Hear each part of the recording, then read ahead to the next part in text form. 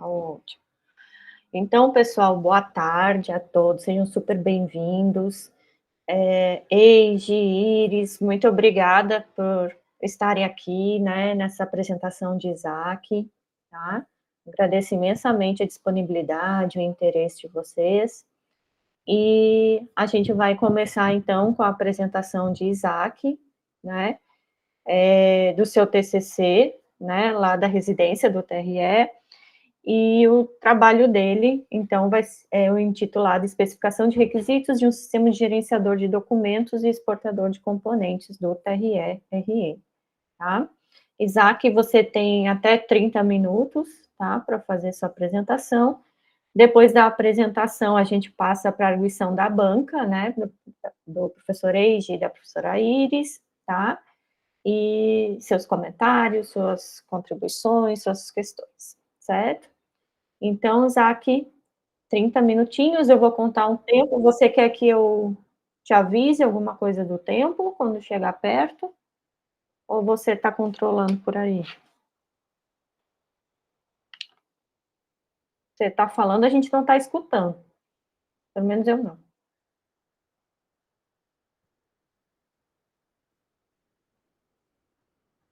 Ainda não.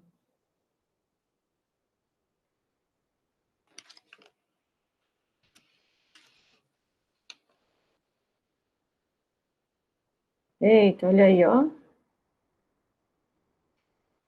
negócio é rápido, viu?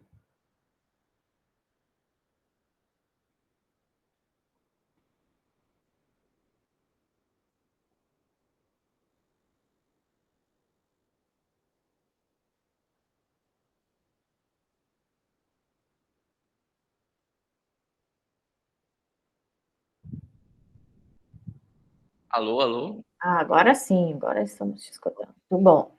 Deu certo. Só do suporte ligeirinho aí, ó. Viu? É. Então, Isaac, como eu estava falando, você tem 30 minutos. Você quer que eu te avise do tempo quando estiver no fim? Não, eu vou Vai controlar por controlar. aqui.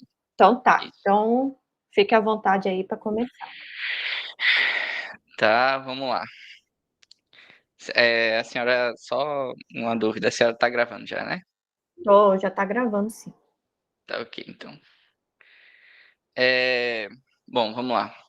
Primeiramente, né, boa tarde a todos. Gostaria de agradecer a presença da banca, né, constituída aí pelo professor Dr. Eiji Haddad, não sei se eu estou pronunciando certo, a professora doutora Iris Pimenta e a minha orientadora, a professora doutora Isabel Lima. E também aos demais presentes, né? Então, como a professora Bel citou, né, o meu trabalho tem como tema a especificação de requisitos de um sistema de gerenciador de documentos e exportador de componentes do TRE-RN. E aí, primeira coisa, né, o que seria o TRE-RN? O TRE, ele é uma instituição pública federal e desempenha papel essencial na organização e administração das eleições no estado, né? E ele é o principal responsável pelo cumprimento da justiça eleitoral. Então, quando tem qualquer problema, né, nas eleições, cabe ao TRE, no escopo do estado, resolver esses problemas. O TRE ele possui dois portais, né? Sendo um portal na internet e um portal na intranet. Essa intranet conecta todos os TREs, né? É uma rede do TSE, então todos os TREs possuem um portal também na intranet. E aí qual é o problema? Em 2023, foi feita uma tentativa de mudança no sistema de gerenciamento de conteúdo desses portais, popularmente conhecido como CMS. Essa tentativa fez com que fosse detectado alguns problemas, né, de como esses CMS estavam sendo utilizados. O principal problema era que alguns arquivos, documentos, eles estavam sendo armazenados diretamente no banco de dados desses portais. Esse CMS ele é constituído por um back, um front e um banco de dados. tudo acoplado nele mesmo. Então, caso eu quisesse um arquivo, eu teria que armazenar esse arquivo diretamente nesse CMS. Isso meio que se tornou um problema. Por quê? Porque o volume de dados, né, de arquivos armazenados nesse banco de dados do CMS estava aumentando exponencialmente. Então, gerou a necessidade de desacoplar essa forma de gerenciar, né, essa forma de armazenar os arquivos. Foi daí, então, que surgiu a ideia, né, de um sistema que fosse responsável por armazenar esses arquivos e os portais seriam, em vez de ter o papel de armazenar os arquivos, ele teria o papel de consumir esses arquivos desse outro sistema. Aqui no slide vocês podem ver, né, outra problemática, né, do armazenamento desses arquivos diretamente nos portais, é que caso eu tivesse um arquivo que estivesse armazenado somente no portal da internet, né, no CMS do portal da internet, eu não poderia fazer esse consumo aqui do portal da intranet, né. Eu não poderia ir buscar lá no banco de dados, no portal da internet, o arquivo para poder ser utilizado aqui. Então, o que acontece, na verdade, hoje em dia ainda, quando eu quero, consumir esses arquivos, eu estou na intranet, né, acessando lá o portal da intranet, quando eu quero consumir esses arquivos, eu sou redirecionado para a página da internet, né. Então, outra solução para isso seria a replicação dos mesmos arquivos nos 2 bancos.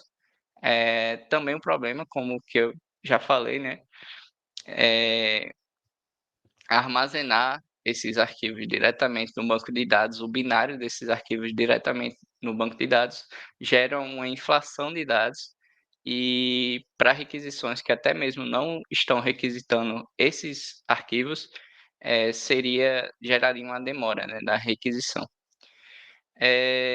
E aí, a solução, né, do a solução pensada foi criar esse sistema aqui, gerenciador de documentos, apelidado de GDoc.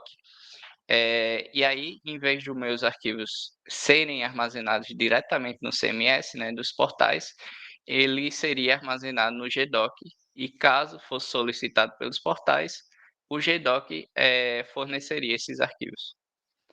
E aqui está o design final, né, da solução. O arquivo é armazenado no GDoc e os portais consomem desses arquivos. Beleza. Quais são os objetivos gerais, né, do meu trabalho? Estabelecer uma padronização para aplicação na engenharia de requisitos, visando orientar a implementação do sistema em questão e também criar um referencial sólido para outros sistemas do tribunal. O tribunal, no momento, ele não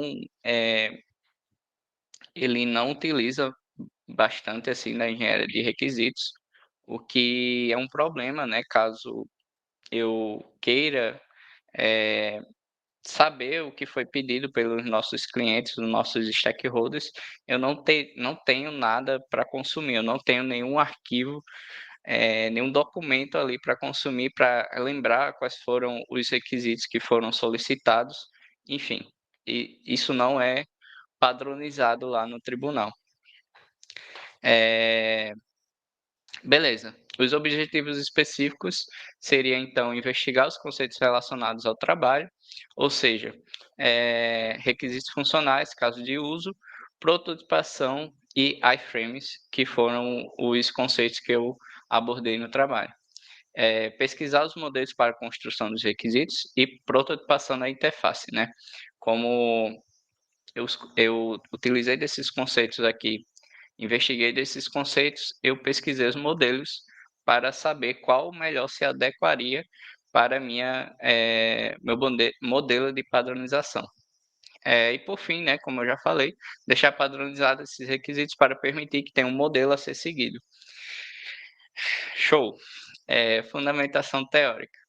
como eu falei, os conceitos que eu abordei, né, que eu utilizei no meu trabalho foram requisitos funcionais, casos de uso, prototipação da interface e iframes. Mas o que seria, então, requisitos funcionais? Requisitos funcionais são especificações detalhadas das funcionalidades que um sistema ou software deve oferecer para atender às necessidades do usuário. Deixa eu voltar aqui. Essas especificações, elas descrevem uma operação que o sistema deve realizar, os dados que deve manipular e como se comportar em diferentes situações. Caso de uso. Um caso de uso, né, consiste em uma sequência, né, é como se fosse um storytelling ali, de como uma certa funcionalidade do meu sistema deve funcionar, ou seja, o usuário vai clicar no botão, o usuário vai ser redirecionado para uma tela que o usuário precisa colocar uma certa informação. Enfim, ele vai, colocando um passo a passo de como aquele caso de uso deve funcionar.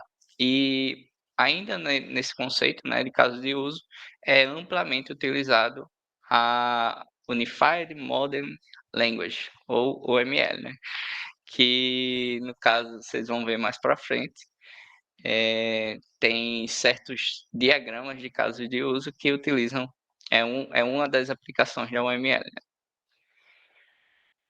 Prototipação de interface. Aqui no slides, como vocês podem ver, tem certos níveis de fidelidade, né, de prototipação, ou seja, do nível mais baixo aqui, um wireframe, para o nível mais alto, ou seja, um nível que chegaria próximo à experiência do usuário final, né? E aí os benefícios de prototipar a interface, né? Seria testar a usabilidade, ou seja, colocar os stakeholders para testar o sistema em questão, né, o sistema que eles querem, identificar problemas precocemente, desculpa, e aí, né, como eu estou colocando os usuários, os stakeholders para testar essa prototipação, eu já consigo identificar também problemas que foram, eh eh, foram implantados, né, na minha prototipação. Facilitar a comunicação, ou seja, é uma forma de facilitar a comunicação entre desenvolvedores e designers, né. É um meio fácil de comunicar as ideias de design entre membros da equipe. Economizar tempo, ou seja, como eu estou identificando os problemas precocemente, eu estou também economizando tempo e recurso. Ou seja, em vez de eu, colocar um tempo dos meus, desenvolvedores implantando algo que já seria um erro já implantado, eu já identifico os problemas, soluciono esses problemas e, em vez dos desenvolvedores, eh, implementar algo que seria um erro, eles vão implementar de fato o que os nossos stakeholders, necessitam, né, os nossos stakeholders precisam.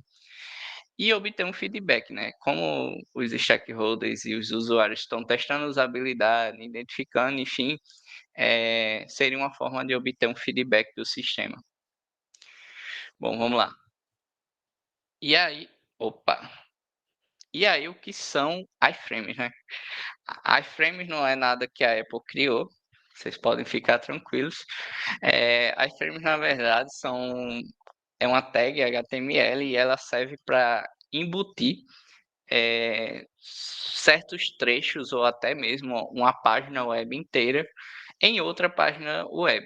Então, eu tenho uma página web, eu quero embutir, sei lá, o Google Maps na minha página web, então eu consigo colocar o Google Maps na minha página através de iframes. Ele é amplamente utilizado, né, para uma das finalidades seria essa que eu falei, vídeos do YouTube, eles são implantados com iframes também, em páginas, né, formulário, enfim, um monte de coisa. A minha metodologia, ela consistiu em 4 etapas, né, que seriam primeiramente a entrevista com os stakeholders do projeto. Então, a gente fez uma série de entrevistas com stakeholders, com usuários que necessitavam desse sistema, desse projeto, e foram elicitados alguns desses requisitos. A validação dos requisitos elicitados, né, ou seja, depois de elicitar esses requisitos, eu fui validado se de fato eu tinha elicitado da forma correta com os nossos analistas da seção de novas tecnologias do tribunal, onde eu, de fato, trabalhava. E aí foi feita uma modelagem do banco de dados, ou seja, uma modelagem do domínio do meu sistema, que também foi validado, né? Teria, no caso aqui, uma seta para cá, para depois vir para cá. E aí depois foi feita uma prototipação das telas. Essa prototipação foi uma decisão que foi feita pelos analistas e também pelos residentes do projeto, que não seria feita com ferramentas específicas para esses propósitos, né? Seria feita diretamente no código. Isso é uma má prática, né? Mas o tempo corre. E aí vamos lá, né? O que seria o GDoc? Chegamos ao trabalho.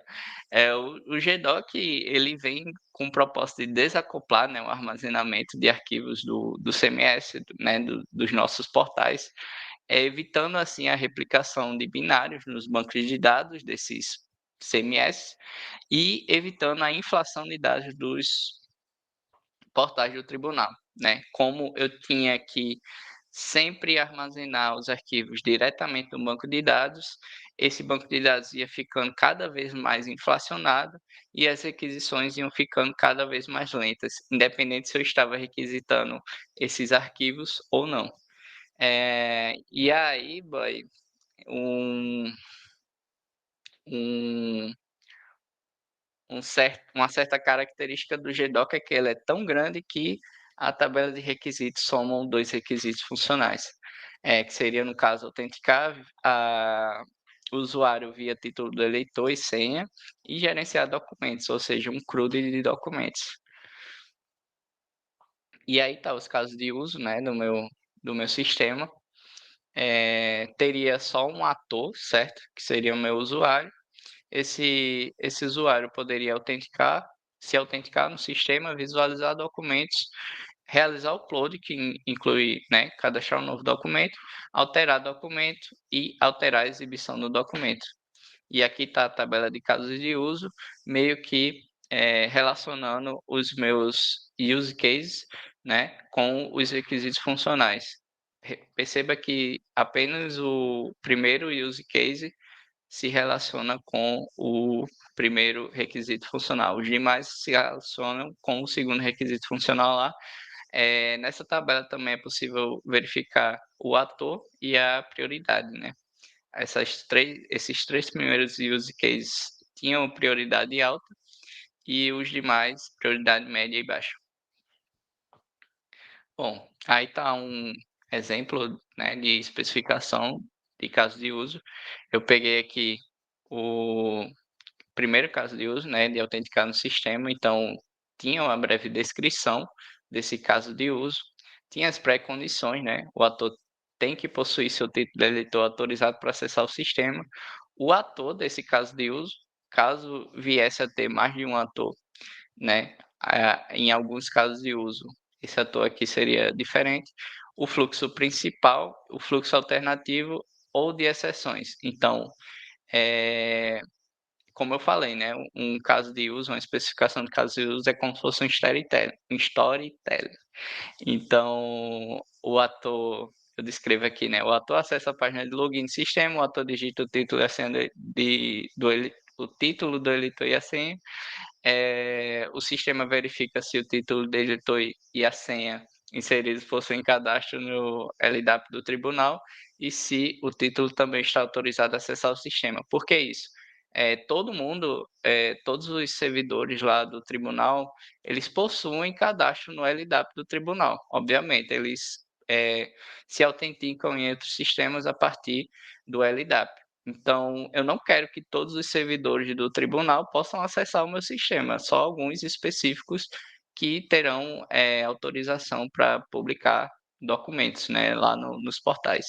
Então, tem uma tabela lá no nosso banco que serve só para cadastrar os títulos de eleitores autorizados. E é isso, né? Caso o sistema identifique que aquele usuário ele não está autorizado, é mostrado uma mensagem de credenciais inválidas. Outro caso de uso aqui, né? Mesma coisa, uma descrição breve, pré-condições. Nesse caso aqui, todos os outros use cases do meu trabalho têm a mesma pré-condição, ou seja, o ator deve estar autenticado no sistema. Eu não quero que ele realize o upload, visualize documentos, enfim, sem estar autenticado. E o fluxo principal aqui. E aí vamos para a prototipação de interface, né?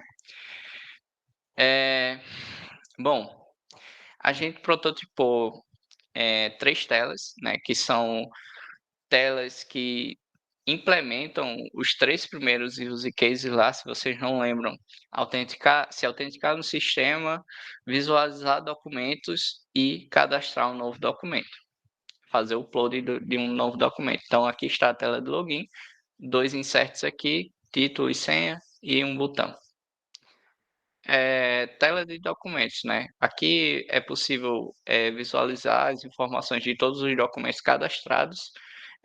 Caso apertasse aqui, seria possível visualizar todas as informações que não estão explícitas aqui, né, nas colunas. E aqui tem os nossos botões que implementam os outros use cases, que seriam o de alterar o documento e o de modificar a exibição desse documento.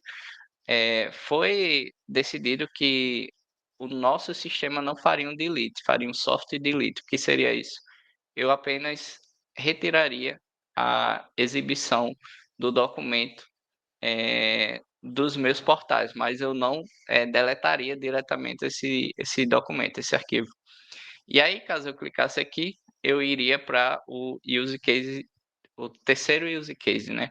Que é o use case de adicionar documento, né? A fazer o upload. E aí, ao clicar naquele botão, eu iria vir para essa tela aqui, onde eu anexaria um arquivo, colocaria as informações dos arquivos e, por fim, diria onde aquele arquivo seria publicado, se seria na intranet, se seria na internet ou se seria nos dois.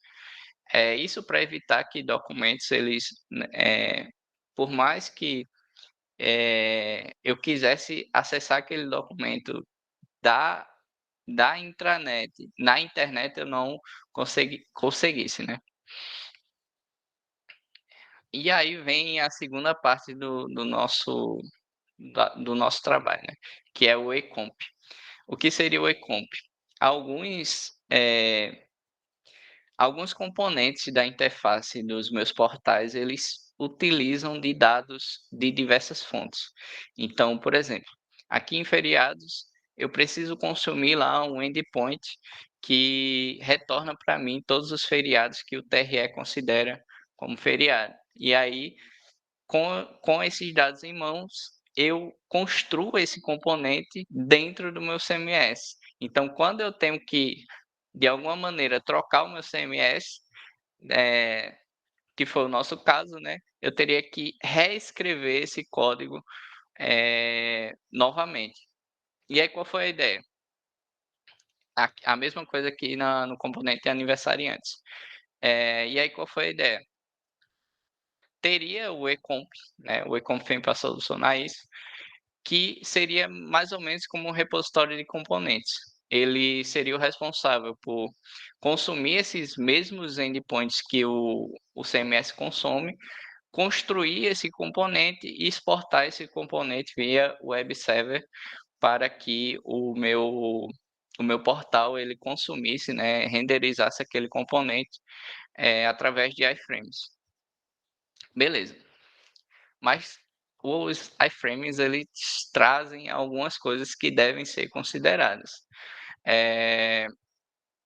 eu posso ter uma segurança muito, muito boa no meu portal, e aí evita que hacker possa fazer ataques diretamente no meu portal, mas não evita que, caso eu anexe, né, introduza um iframe no meu portal, isso não evita que o hacker possa modificar esse iframe e esse iframe que está dentro do meu portal seja atacado diretamente aqui, né? Seria meio que uma ponte para hackers fazerem ataques. E aí, também outra coisa é relacionado à privacidade, né? Alguns sites, né, alguns sites da web, eles não permitem que os conteúdos daquele site sejam introduzidos via iframes em outros sites, por questões de privacidade mesmo. Então, eu tenho que garantir que meu sistema que está exportando o iframe, ele tem uma segurança também, para que o hacker não consiga nem atacar diretamente o portal e nem atacar via o iframe, atacar o portal. E as considerações, né, importantes. Bom, dado o curto período de 2 meses no qual o trabalho foi desenvolvido, no caso entre outubro e dezembro, e devido à natureza altamente confidencial dos dados do TRE, é importante garantir a implementação de medidas robustas de segurança, incluindo controle de acesso, criptografia e auditoria, e também reavaliar e aprimorar a prototipação das interfaces implementadas. Né? As interfaces implementadas elas foram feitas de maneira muito corrida, então não foi feita da melhor forma possível essas prototipações. E o esperado é guiar para uma implementação bem-sucedida do sistema, né? O que o trabalho possa guiar para que essa implementação seja bem-sucedida. E também que sirva de referencial sólido para documentação, né, a utilização da engenharia de requisitos em outros sistemas do tribunal. As referências utilizadas, elas foram no total 12, né? Essas 4 primeiras aqui seriam as referências mais da parte bibliográfica, né? Então, em primeiro aqui o trabalho do Vicente, né? Que ele fez algo bem parecido lá no TST, eu acho. Não me recordo bem aonde foi, mas foi mais ou menos a mesma proposta do meu trabalho. O livro do Vasquez, né, de Engenharia de Requisitos, o livro de Engenharia de Software Moderna, né, nesse livro ele aborda diversos temas da engenharia de software de maneira breve, mas concisa. O guia de usuário, né, do Book, eu não sei se pronuncia assim, que foi no caso da parte lá da UML.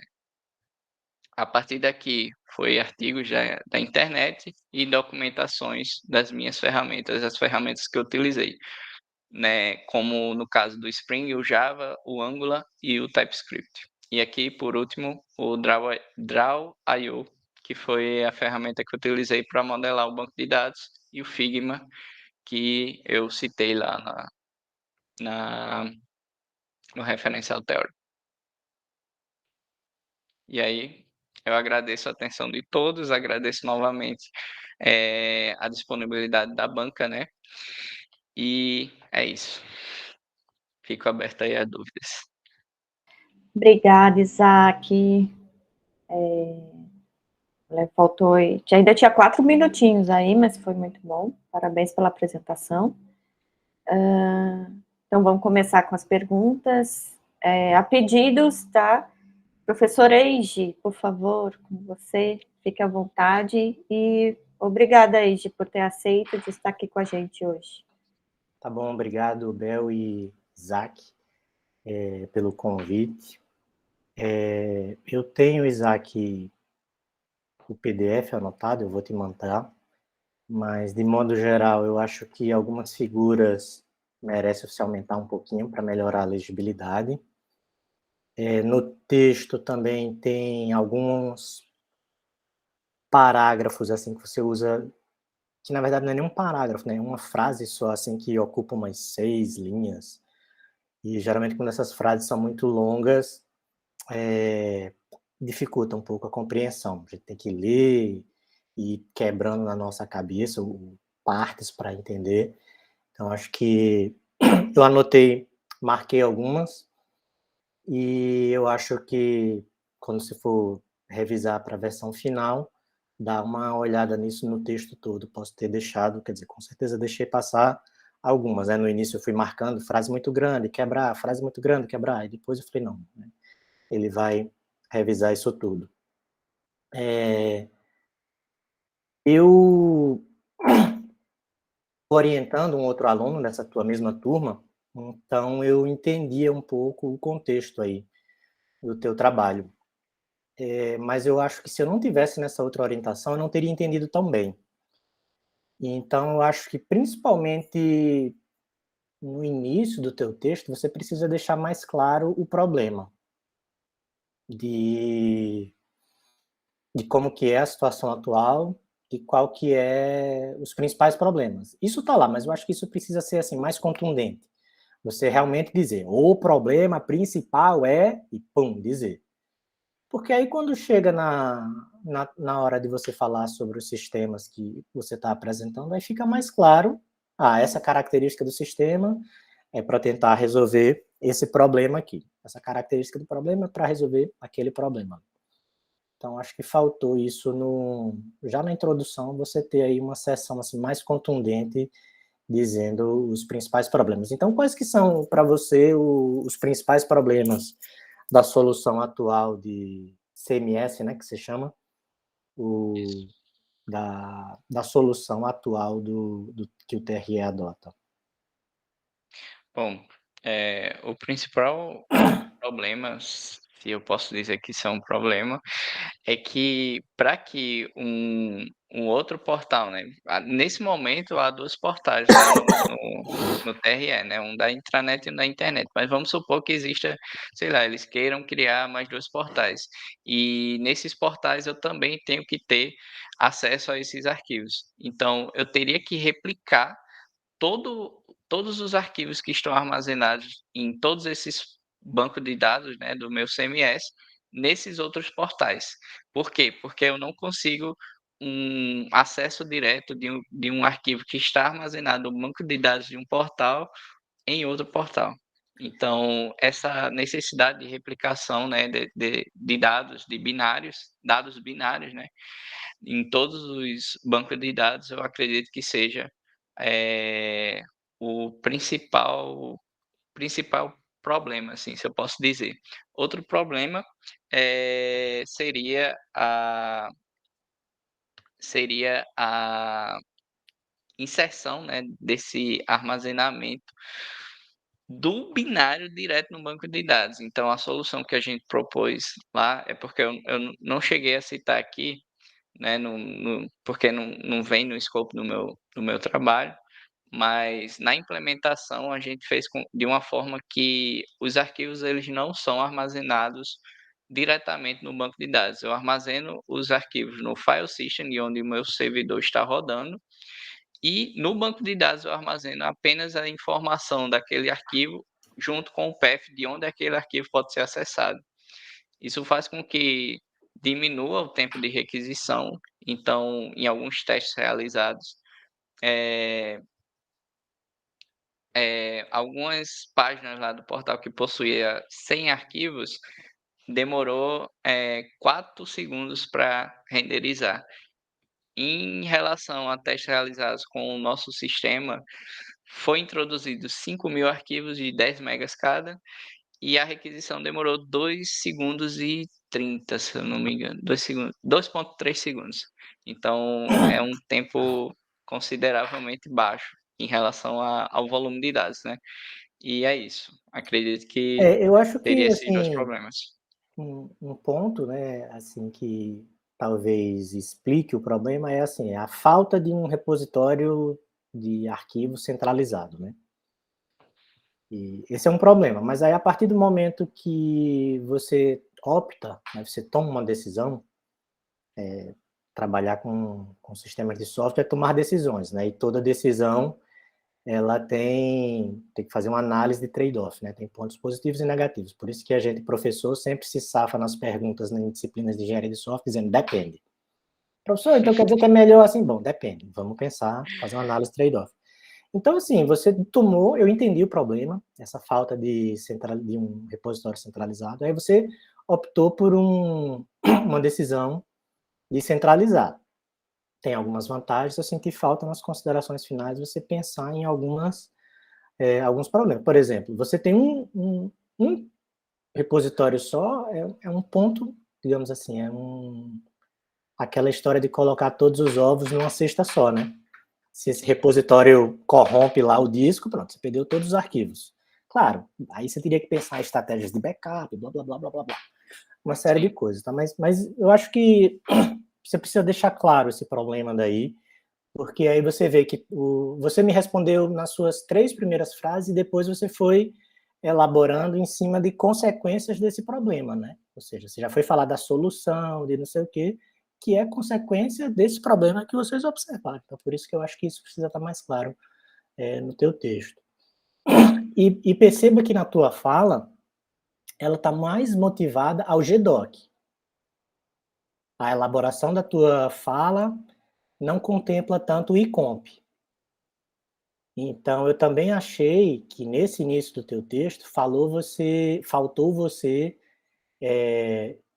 falar mais sobre o problema que justifica o ICOMP. Eu acho que o GDoc está muito claro qual é o problema.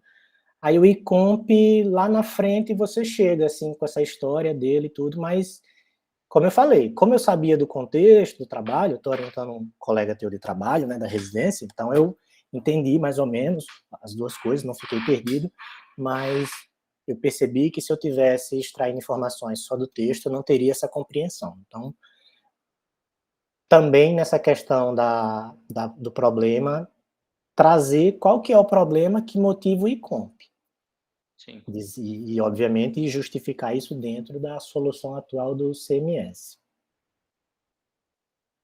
Okay. Aí uma coisa, Isaac, que eu achei assim bem frustrante no teu trabalho, até na tua fala, agora na apresentação, você falou assim com um certo tom de brincadeira, eu senti assim, você falando assim, você pode ver que a lista de requisitos é muito grande, o sistema é complexo, né?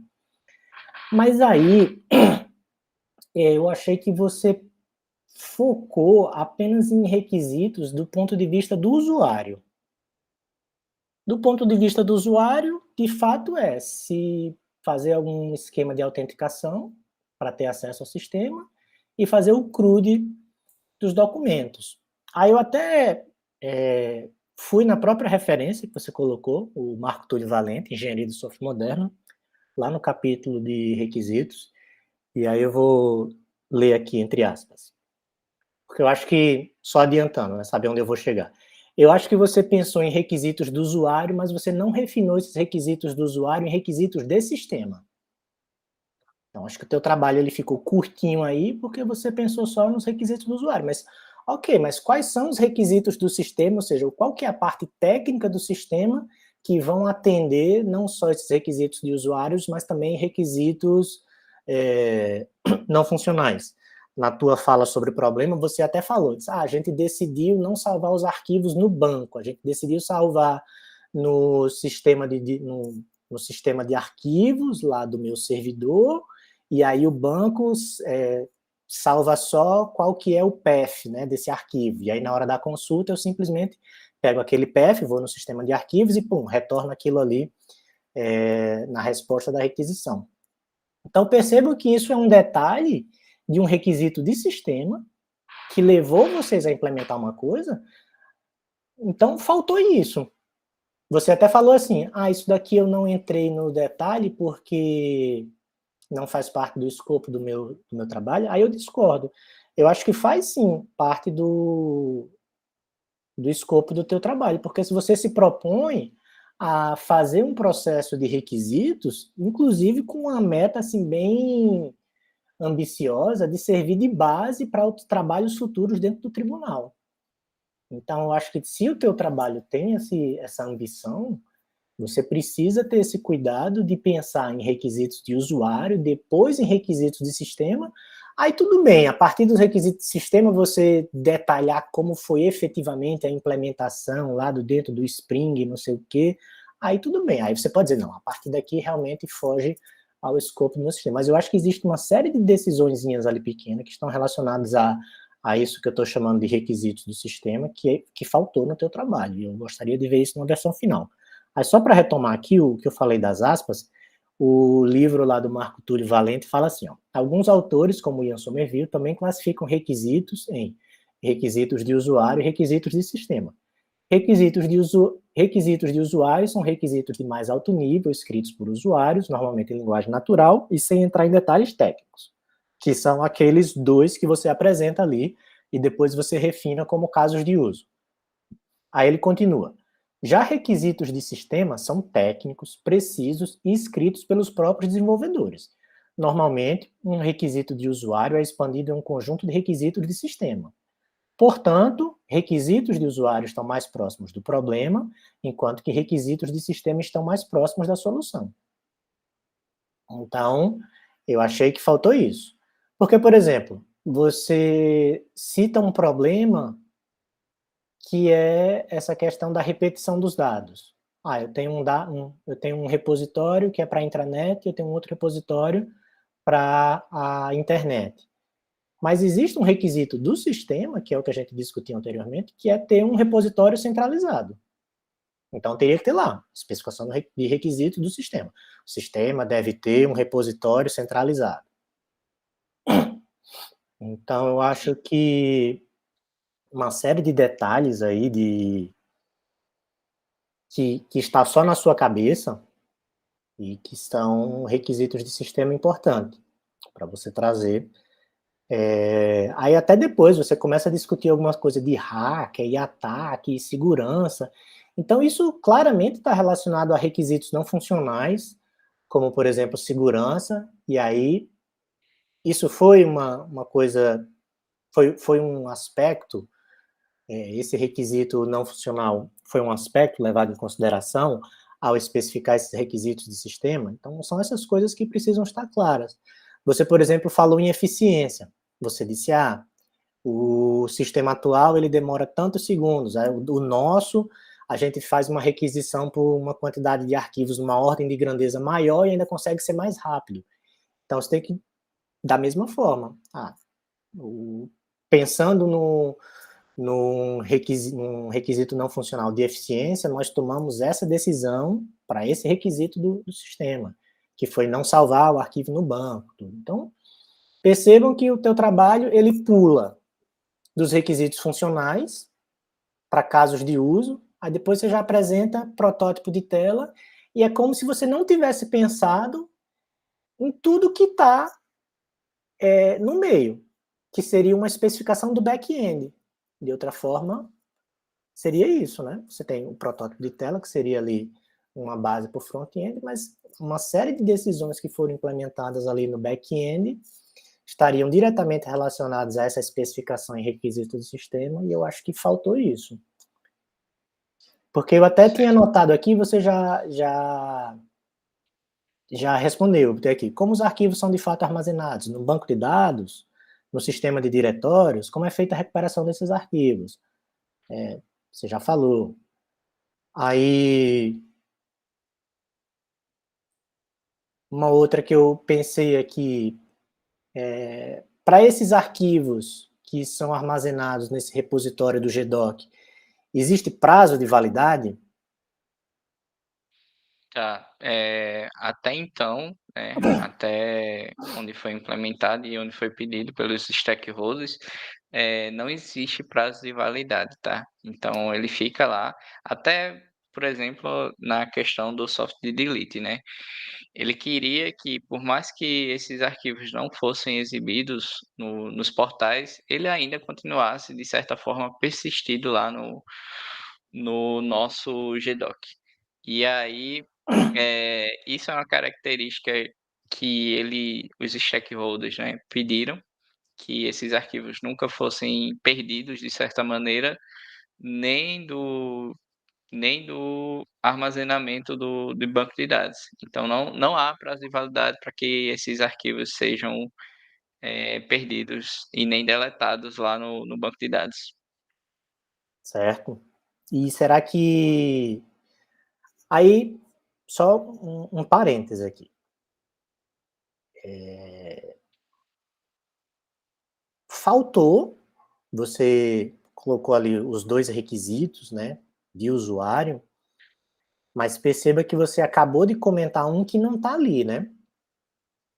Essa questão de manter os arquivos indefinidamente, e isso leva a uma característica do sistema, que é um requisito desse sistema, que é o soft delete. Então perceba que faltou esse requisito de usuário de dizer que os arquivos devem estar persistidos aí indefinidamente. Por que eu perguntei isso? Porque quando a gente tratava de arquivos físicos, a gente tinha essa questão, né? Determinado tipo de documento, ele tem que ser armazenado durante 5 anos, durante 20 anos. Esse daqui tem que ser indefinidamente. E se estabelecia esse prazo de validade porque havia um custo associado, né? Você tinha que manter um depósito lá na tua organização, no teu prédio, para armazenar essas coisas. E, obviamente, isso vai se acumulando lá e, em determinado momento, você não, tem que jogar isso fora. E eu perguntei isso porque, assim, bom, o custo, existe, obviamente, um custo de storage, então, se você pensar que um sistema como esse aí vai ficar rodando, sei lá, 10 anos, sei lá quantos terabytes vão estar sendo consumidos. Então, será que essa questão de não existir um prazo de validade, na verdade, é só porque ninguém parou para pensar sobre isso? E eu digo isso porque, como eu falei, eu oriento outro aluno, eu fiz essa mesma pergunta para ele, e ele até encontrou um documento que estabelecia para tal tipo de arquivo, a questão legal é manter por 5 anos, por 10 anos. Então, assim, existe sim uma questão legal de quantos anos o arquivo precisa ser. Agora, uma decisão pessoal do órgão, se for armazenar indefinidamente, tudo bem. Só que aí vem qual o impacto disso no sistema, né? Você citou aí, mas não trouxe para o teu texto, essa questão de alguns testes relacionados ao desempenho no sistema, mas a gente pode se perguntar isso, né? Tudo bem, eu ter esse requisito de usuário de que eu quero manter esse arquivo aqui para sempre, mas qual que vai ser o custo disso, né? Uhum. Então, é algo a se pensar. Mas aqui o ponto é que eu acho que deve existir aí dentro do teu requisito de usuário essa questão de manutenção dos arquivos em prazo indeterminado e aí essa discussão do soft delete, né? Porque o soft delete está relacionado a isso, mas não é só isso, né? Porque, por exemplo, como fica a questão de um cara que ele fez um cadastro errado no arquivo dele, né?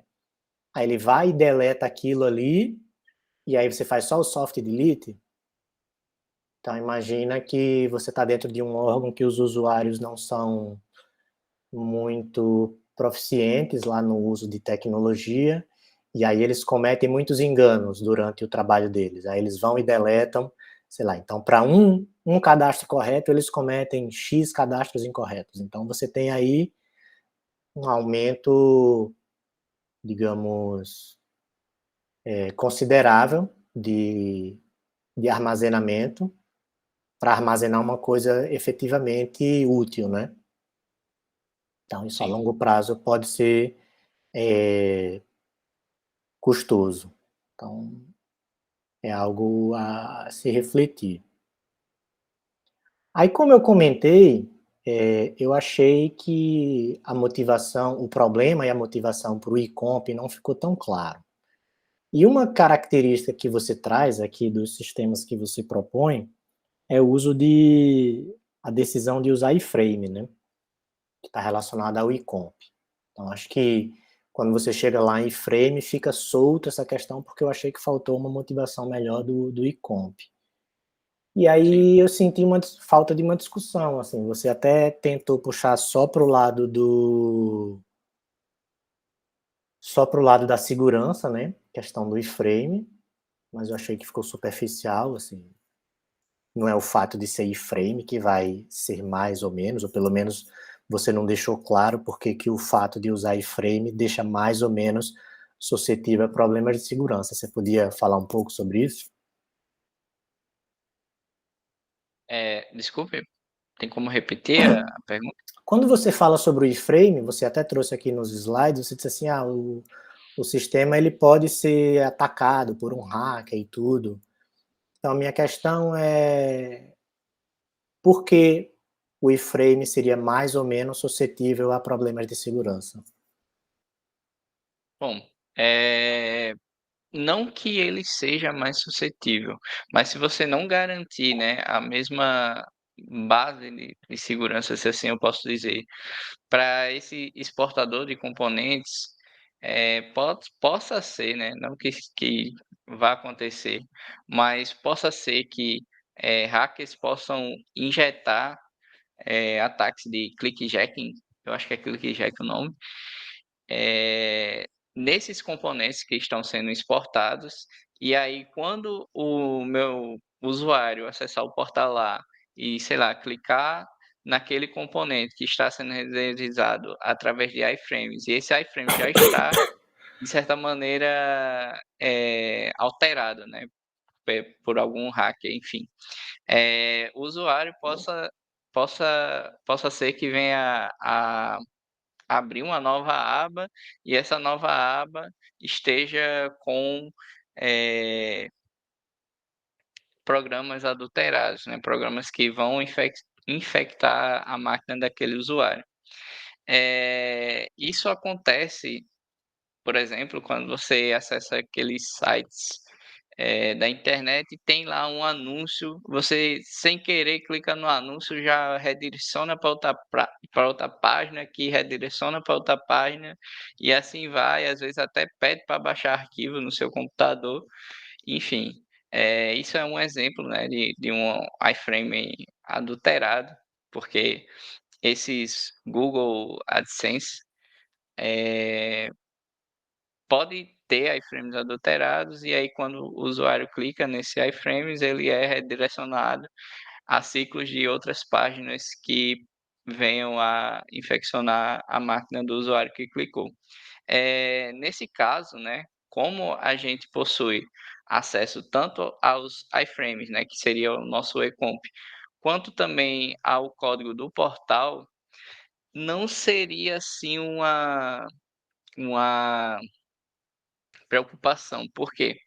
Porque eu estou tendo acesso aos 2 códigos, então eu posso botar a mesma segurança nos 2 códigos. Eu posso, não viabilizar que esses ataques venham a ocorrer. Esses casos que eu citei seriam mais nos casos de, eu querer utilizar uma página web de terceiro, né. Eu não tenho garantia que aquela página web de um terceiro ela nunca venha a ser infectada ou adulterada por um hacker. Então, eu citei isso mais nesse caso, mas não seria um problema caso eu colocasse a mesma segurança do meu portal no sistema ecomp, né, no sistema que vai ser o repositório de componentes. Isaac, aí uma outra dúvida, assim, pensando no iframe, né, que é uma coisa mais voltada ali à camada de apresentação, quais seriam os impactos dessa solução em requisitos não funcionais que estão mais diretamente relacionados com a camada de apresentação? Por exemplo, questões de usabilidade, acessibilidade. Vou lhe dar um exemplo e ver se você parou para pensar nisso. Um outro projeto, a gente trabalha desenvolvendo um aplicativo que ele basicamente porta para um dispositivo móvel, né, para uma aplicação móvel, funcionalidades que existem num sistema web. Então, o sistema web consome uma API, que é o back-end, né? E o aplicativo simplesmente consome esse mesmo back-end. Aí teve uma funcionalidade específica que a gente não conseguiu portar para o aplicativo, justamente porque o front-end da aplicação web importava um iframe de uma ferramenta dessas de BI, de Business Intelligence. Sim. Então, o Business Intelligence consumia lá os dados e tudo, gerava o dashboard e plotava isso lá como um iframe. Se a gente tentasse reusar essa solução no aplicativo, não dava certo, porque não era responsivo e tudo mais. Então, como que seria essa questão de usabilidade, por exemplo, na solução que vocês projetaram? Bom, seria necessário, né, garantir que esses iframes iriam ser, como é que eu posso dizer? Não é dimensionáveis, mas, enfim, eles se adequariam, né, à tela do nosso portal, né. Como o portal ele é acessado por diferentes tipos de dispositivos, teria que ter essa necessidade de todos os iframes também se adequarem e serem responsivos, lembrei a palavra, serem responsivos para esses diferentes tipos de tela. Outra coisa é garantir que, mesmo que eu esteja no celular, ou mesmo que eu esteja no computador, a funcionalidade daquele iframe, funcionasse da mesma forma, né. Não adianta eu ter um botão que, sei lá, no computador funcione quando eu, passar o mouse em cima, mas no celular, não vai funcionar, por quê? Porque celular não é um botão clicável, né, é sensores. Então tem que ter essa esse pensamento, né, dos componentes se adequarem aos diferentes tipos de tela e aos diferentes tipos de usuário, né. Tem que Isaac, ter questões de acessibilidade, enfim.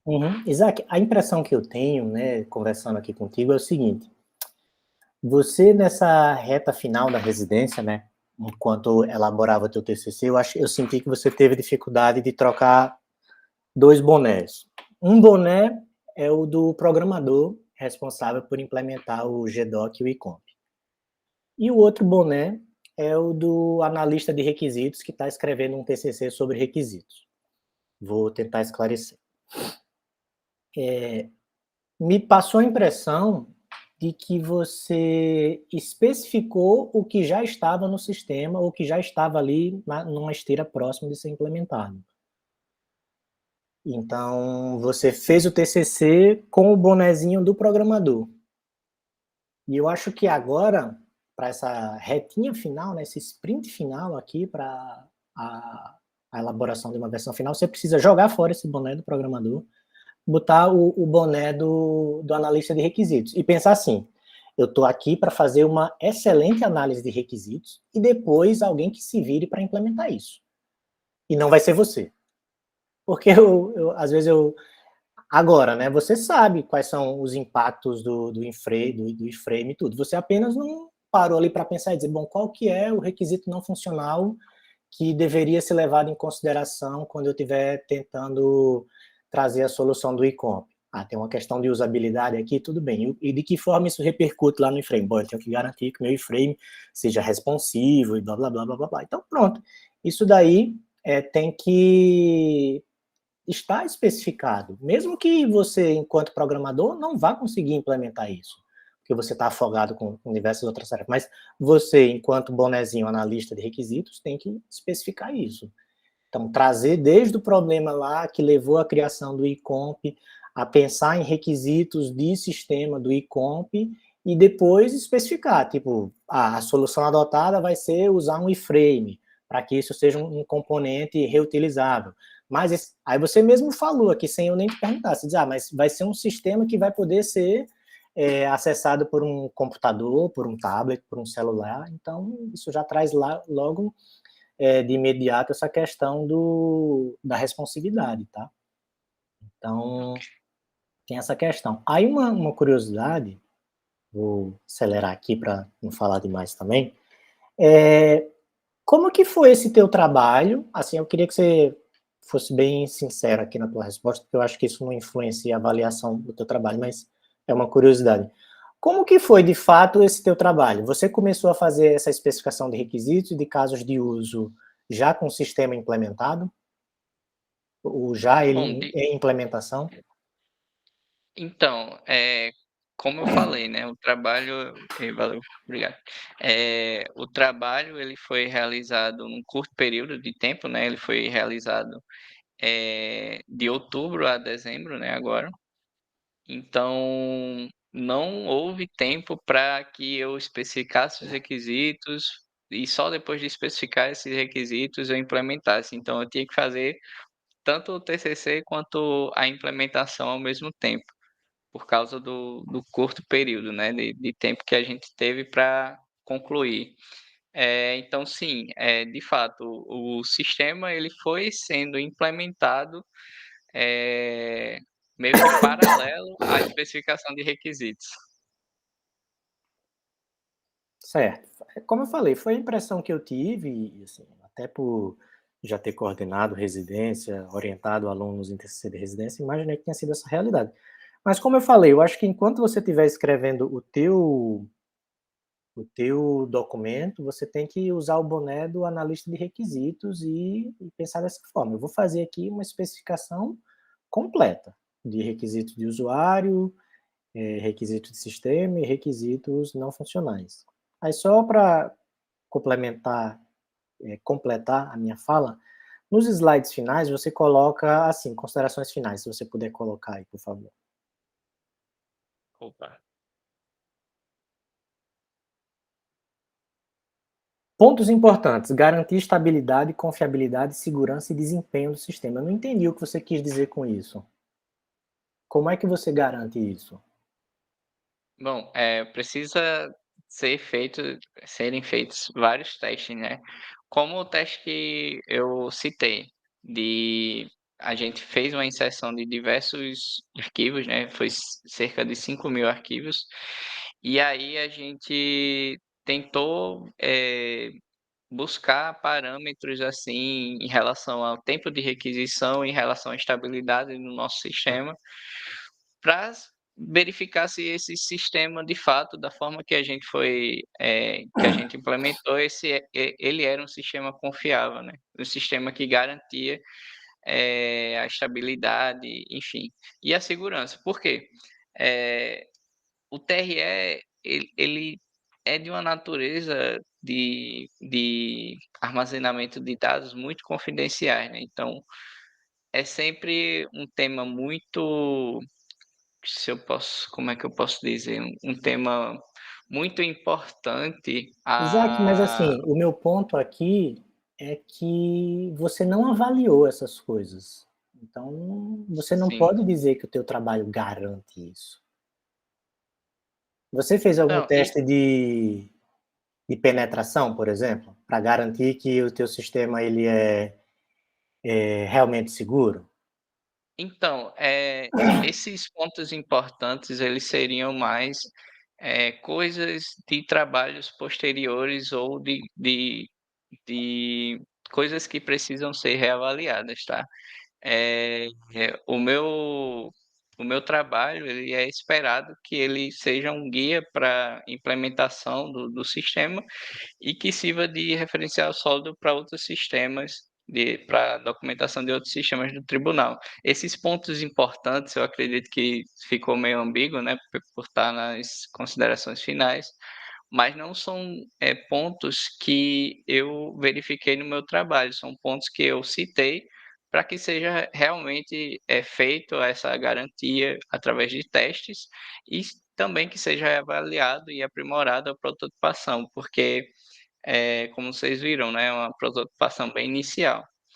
O que eu acho que você Foi me deveria fazer aí, Isaac, é reescrever isso, elaborando uma argumentação na seguinte linha: você dizer, olha, é objetivo de todo o time de desenvolvimento de software produzir produtos com qualidade em níveis aceitáveis pelos seus stakeholders.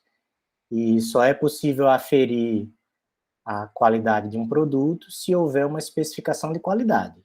Então, o meu trabalho teve como objetivo fazer uma especificação completa a especificação completa do sistema, de seus requisitos funcionais, da perspectiva do usuário, do sistema e de requisitos não funcionais. Dessa forma, em trabalhos futuros, poderão se realizar atividades de controle de qualidade, tomando como base os requisitos que eu especifiquei. Pronto. Você não se comprometeu com nada e falou a verdade. Ok, eu fiz aqui a especificação do sistema,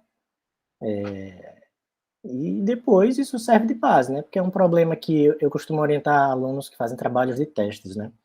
E aí um problema de testes é justamente isso. Para você fazer testes, você tem que ter a especificação do sistema. E aí, quando você não tem a especificação do sistema, como é que você faz teste? Então, eu acho que você precisa só reajustar essa discussão dessa forma, tá? Eu tenho outros comentários aqui, mas eu acho que eu já falei demais, então eu vou concluir por aqui. Eu te mando esses comentários e aí depois você e Bel analisam aí, ver o que é possível e vale a pena entrar para a versão final, tá? Então, mais uma vez, eu agradeço o convite, você, Isaac, a Isabel, e eu devolvo a palavra para você, Bel.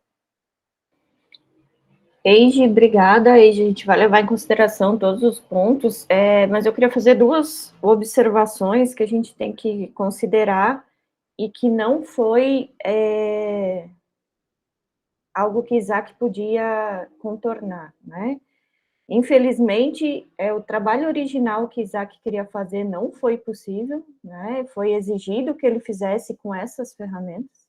Então, foi um negócio assim, ele não era esse trabalho original dele, então, até que isso fosse definido e formulado, né, demandou um pouquinho de tempo.